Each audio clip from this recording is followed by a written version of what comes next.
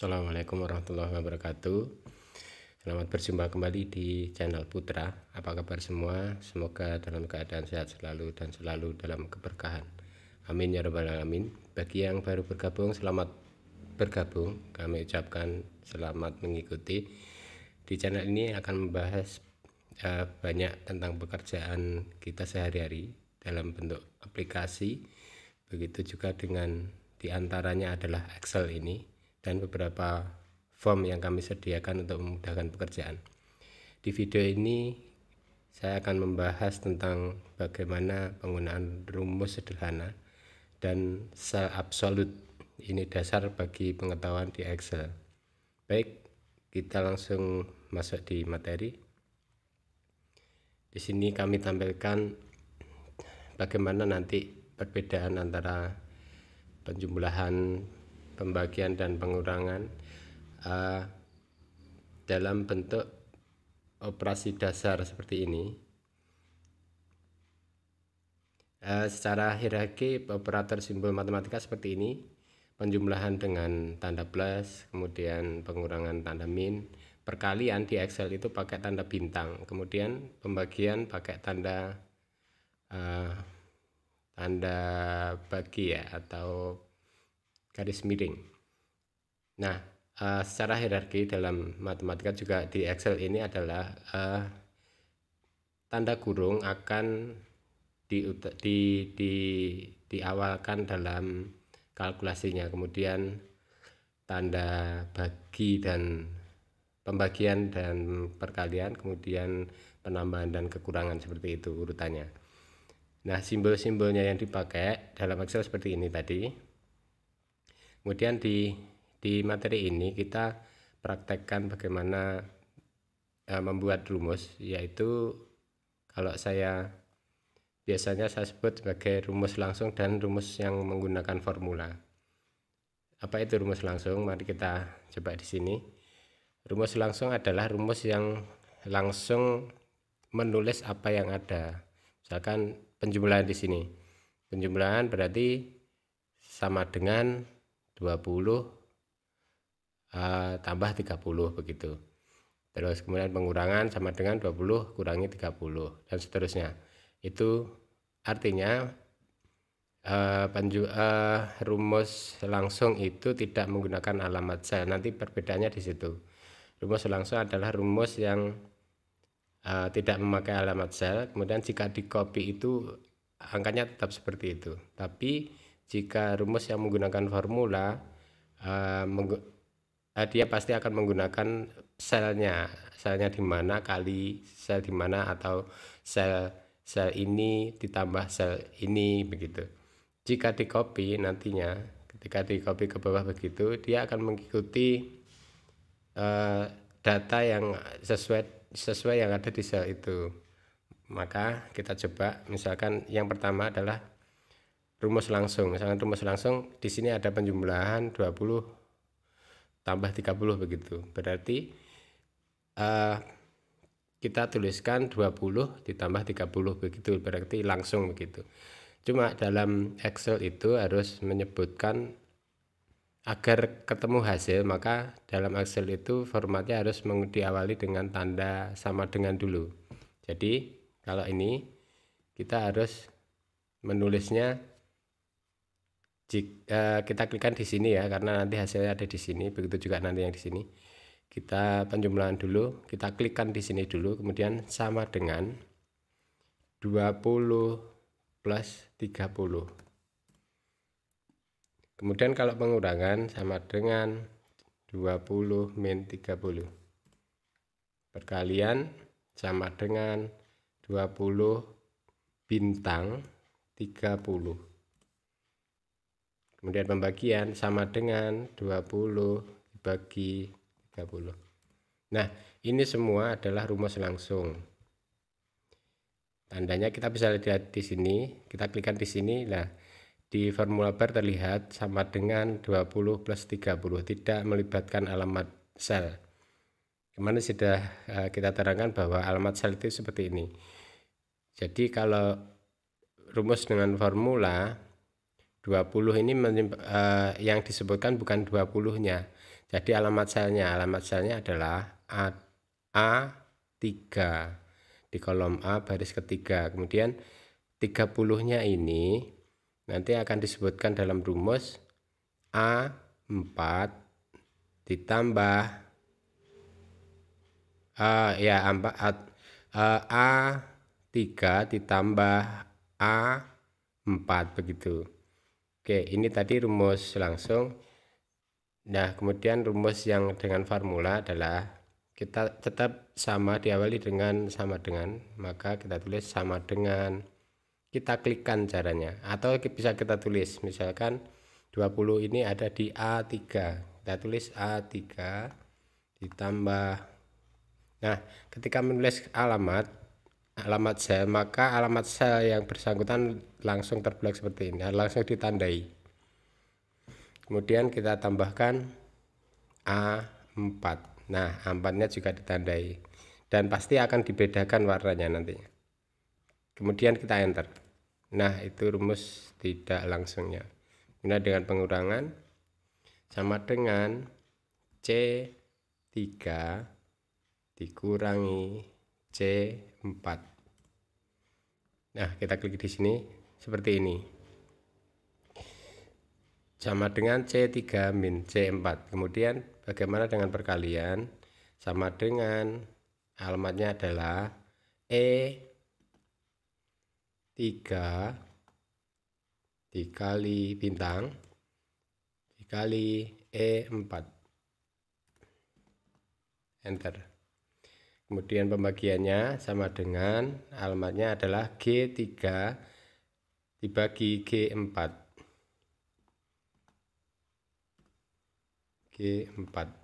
Nah, demikian itu cara menuliskan formula.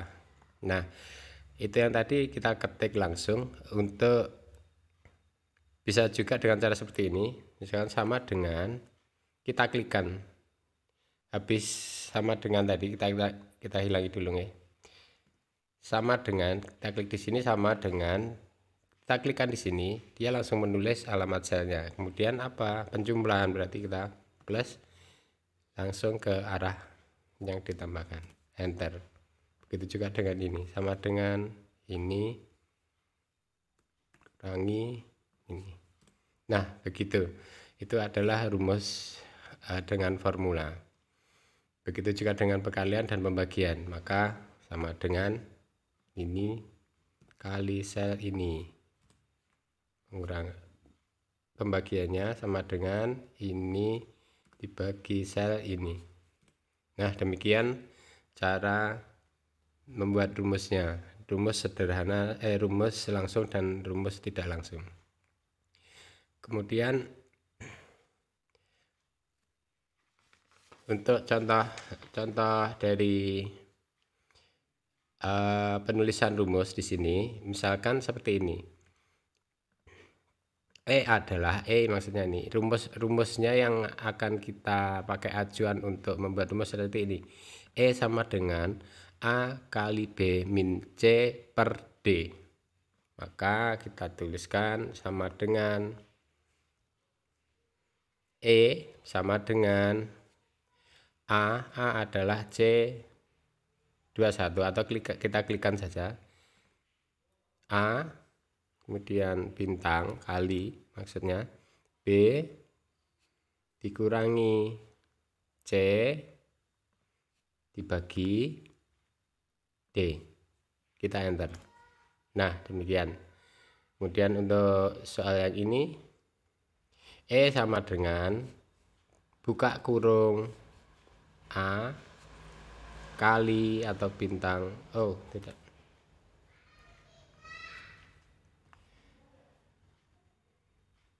buka kurung A kali B tutup kurung, kemudian dikurangi buka kurung C dibagi D. Nah, demikian. Jadi ini hierarkinya terpakai ya, seharusnya begini.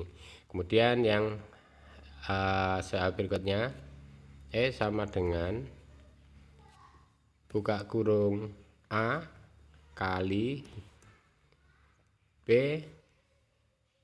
dikurangi, kita klik C, tutup kurung, dibagi mestinya ini D ini. Oke, kita enter. Nah, seperti itu cara menuliskan rumus dalam Microsoft Excel.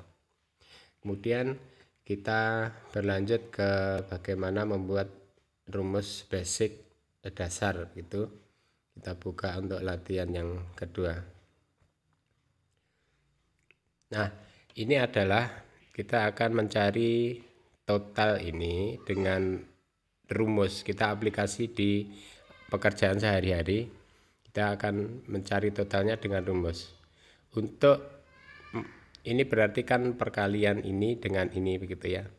Maka caranya adalah seperti tadi, sama dengan 20 kali 4000. Jadi sel C5 kali sel D5, kita enter. Begitu juga dengan yang lain. Yang nomor 2 adalah sama dengan ini kali harga, enter. Nah, tetapi dalam Excel kita dimudahkan cukup untuk mengetikkan yang pertama saja. Jadi ini kita anggap tidak ada. Kita sudah menuliskan rumus ini dengan benar hasilnya, maka kita kopikan. Caranya adalah klik 2 kali. Kembalikan. Bisa cara yang pertama untuk mengcopy, kita bisa klik letakkan di sini. Ini ada dalam kursor itu pasti ada seperti ini. Nah, dia ada tanda kotak, kemudian di samping kanan bawah itu ada kotak kecil, maka kursor letakkan di situ. Nah, begitu kita klik dan tarik ke bawah. Itu cara pertama. Untuk cara yang kedua, kita bisa, saya kembalikan dulu. Ketika sudah mendapatkan hasil dan benar rumus yang pertama, kita bisa klik 2 kali di sini. Sepanjang ini sudah kita buatkan tabelnya, maka bisa, dan data di sini ada. Klik 2 kali, klik. Nah, itulah hasilnya. Begitu untuk membuat rumus sederhana, rumus basic, dan cara mengcopy. Nah, biasanya di bawah ada total seperti ini. Kita bisa menggunakan ini. Yang pertama, total dari semua ini. Misalkan kita tulis di sini total. Kita klikkan di sini, kemudian kita klik. Nah, pasti dia akan ditandai menjadi range, ini namanya. Sintaknya sum atau penjumlahan atau total. Sum ini sama dengan seperti ini. Sintaknya atau formula rumusnya sama dengan sum, terus kemudian ada range seperti ini. Ini range. Kemarin di pembahasan sebelumnya kita sudah bahas tentang range, sel, dan sebagainya. Ya, range-nya ini ditandai dengan ini, pembatasan ini, mulai dari E5.2 E16. Range itu seperti itu, alamat sel pertama, kemudian titik 2, bukan titik koma ya. Titik koma nanti ada penggunanya sendiri.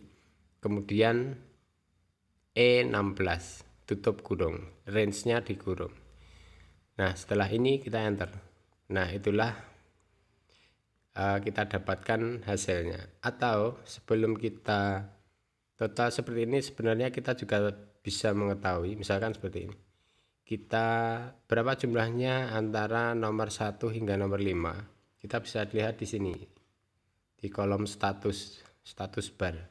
Jumlahnya adalah sum, ini menandakan jumlahnya sekian. Kemudian yang kita tandai tadi, kita blok itu berapa datanya, ada 5. Kemudian dari yang kita tandai ini ada berapa rata-ratanya, average, rata-rata ini.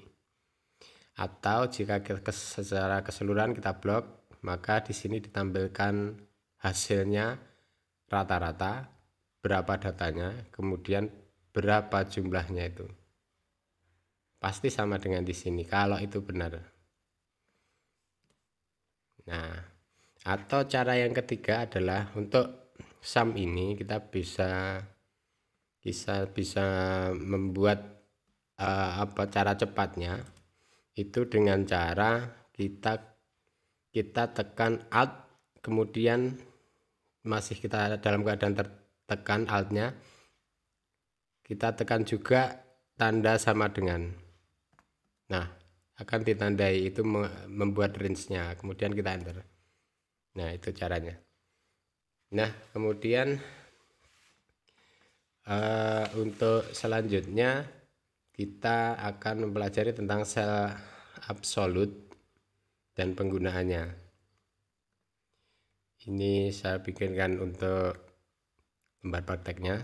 Nah, begini, jika ada suatu form dengan seperti ini, data pembayaran SPP siswa, kita akan ingin mengetahui, misalkan sudah diketahui penjumlahannya, jumlah pembayarannya selama berapa bulan, dan kita ada ketentuannya bahwa SPP per bulannya adalah 75.000, misalkan begitu.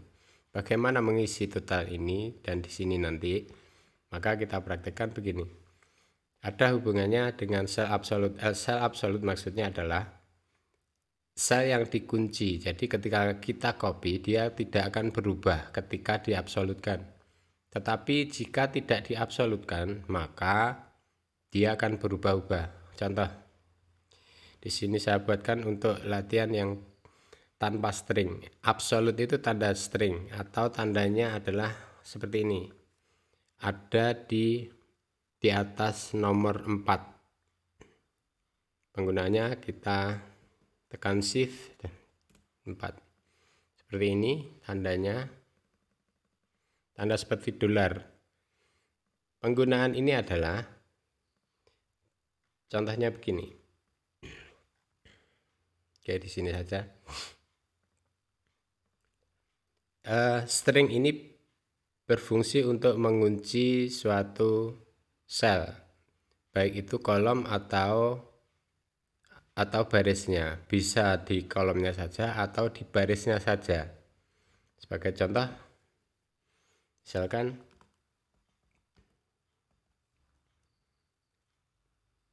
sama dengan string H22.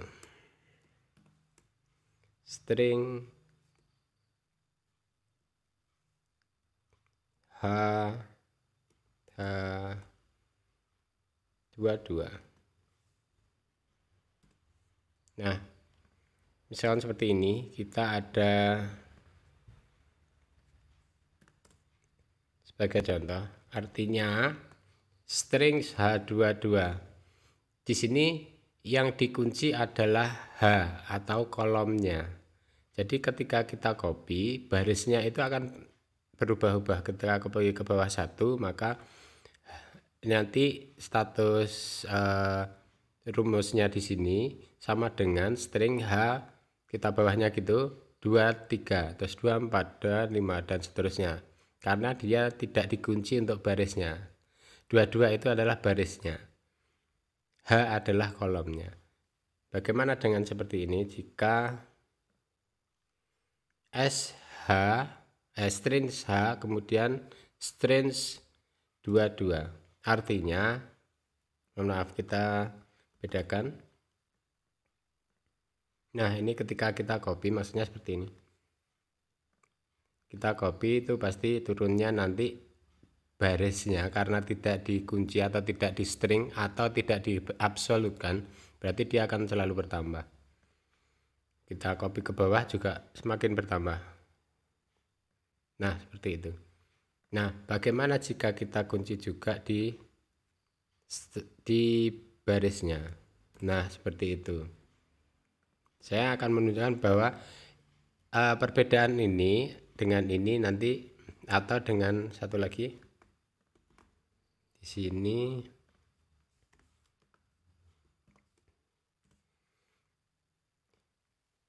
Untuk yang pertama, H string 22 artinya hanya tidak absolut atau bisa berubah. Kemudian dua-duanya ini atau barisnya dia absolut, artinya jika kita copy dia tidak akan berubah. Yang kedua, kolomnya diabsolutkan, barisnya tidak absolut atau bisa berubah. Yang ketiga, kolom dan barisnya absolut, tidak berubah. Nah, maka untuk praktek kali ini kita buat contoh dulu untuk yang tanpa strings. Jadi untuk perkalian ini adalah jumlah bulan kali besaran SPP, begitu kan ya.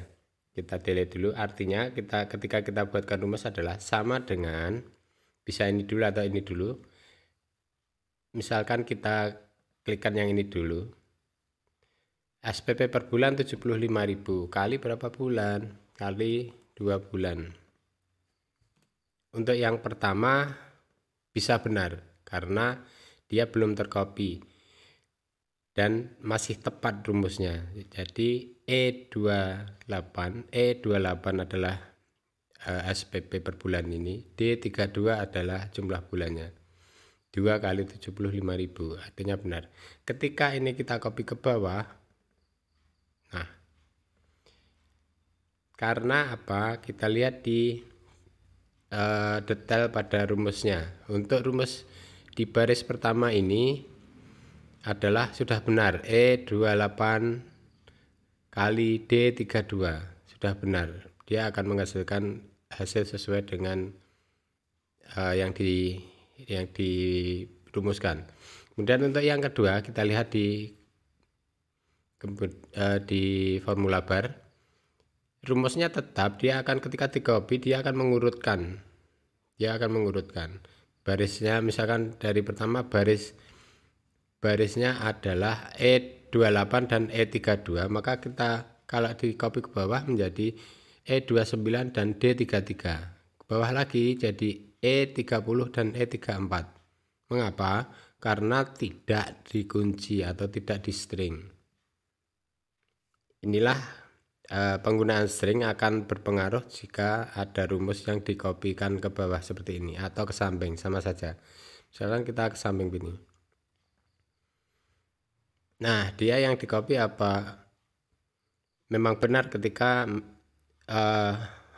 defaultnya di Excel itu ketika mengcopy kemana saja dia akan mengurutkan sesuai dengan kaidahnya. Nah, di sini rumus yang benar E28 dan D33 ketika tarik ke kanan maka dia akan berubah di kolomnya F28, tapi barisnya tetap semua 28 dan 33. Nah, demikian.